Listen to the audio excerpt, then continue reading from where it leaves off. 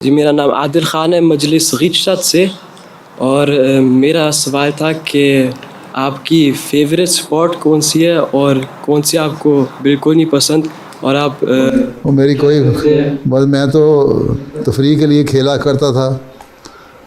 मैं क्रिकेट बचपन में खेला करता था, फिर जवानी में भी कुछ देर खेला, फिर बैडमिंटन भी खेला करता था।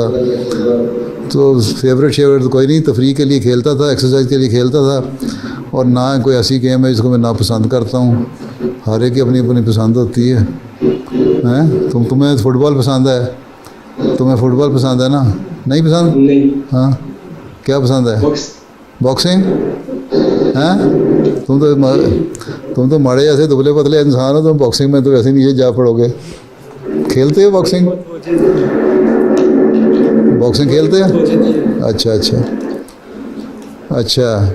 तो कोई ऐसी गेम नहीं, बाकी अच्छी लगती हैं सारी गेम जो एक्सरसाइज जिससे होती है, ठीक है। हैं कि मैं किसी गेम के लिए क्रेजी नहीं हुआ कभी, ठीक है। तफरीह के लिए खेला करते थे।